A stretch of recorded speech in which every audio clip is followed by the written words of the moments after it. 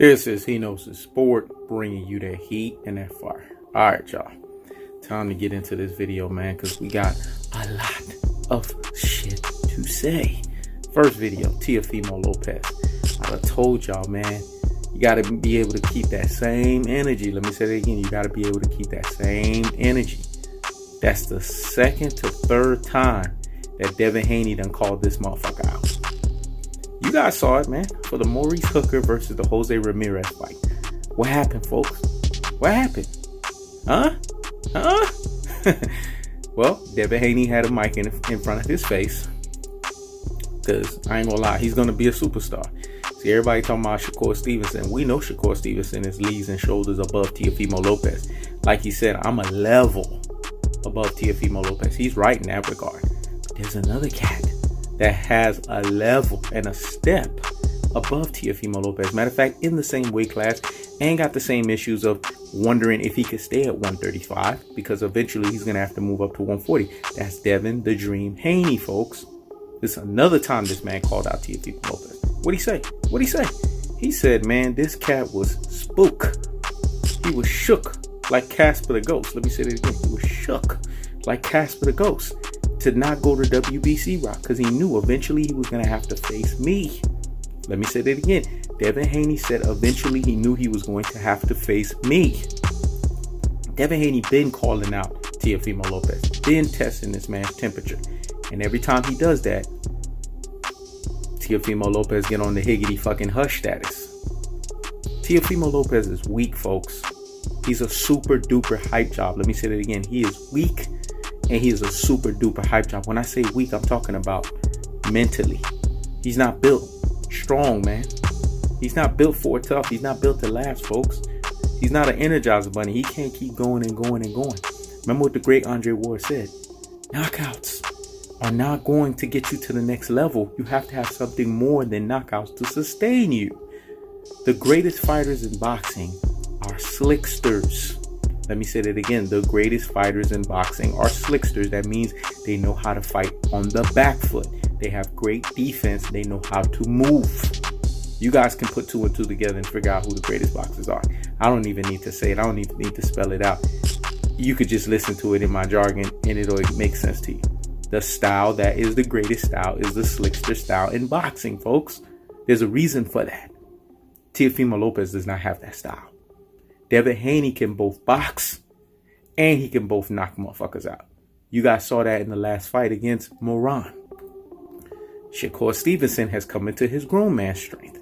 You guys saw that in his last few fights. Shakur Stevenson is knocking motherfuckers out. And he can box you. You got to be able to be ambidextrous. That means you have to be able to do both. Just like people that are able to use both their right and left hands, you have to be able to both box and bang. Teofimo Lopez can only bang, and even that he can't do that as great as he thinks he can. This dude has three weaknesses that goes beyond the deficiencies. We're not talking about the deficiencies that I mentioned prior. Let's talk about the three weaknesses. The post he said on Twitter that he then came back and deleted, that he talked about he wanted to quit boxing when it's not fun anymore. You just want to quit. That's a weak mental dude right there. That's a dude that has mentally weak tendencies. So when the pressure comes on, I done told y'all about this pressure stuff. 90-something% of people on this planet, when pressure comes to them, they fold, they crumble under pressure. Teofimo Lopez falls under those 90-something percentiles, man. There's under 10% of people that do not fold under pressure. I done told y'all, me and pressure are best friend. It's the same thing with Devin Haney. Him and pressure are best friend. He been wanting that smoke from Teofimo Lopez. When he called his ass out from the sparring, then he called his ass out now and clowned him and basically said, you didn't go to WBC route, because if you did, you knew you would have to face me. He knew what time it was. So right there is showing you guys there's more credence to what Devin the Dream Haney is saying about him outdoing Teofimo Lopez in that sparring session. This is why I try to tell you people. Teofimo Lopez is worried about all these people way above him, right? But then his own class, his own peers in his own class don't respect him. They don't even view him as the boogeyman or the best person in that class. A prospect is what they are, a prospect, folks, until they prove themselves otherwise. Let me say it again. A prospect is what they are, folks. A prospect until they prove themselves otherwise. Here's the second mentally weak tendency of Teofimo Lopez. This man sat here and told his dad at the end of the fight. I know I'm not the only one that heard that shit. Oh, I told my dad no more taller fighters. What elite boxer says some dumb shit like that? Huh, folks? Hear me and hear me fucking well.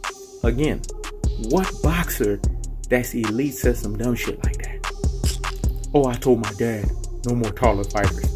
So that means you can't fight every style. So that means that you're not what you think you are. Again, that's what we call a super duper hype job.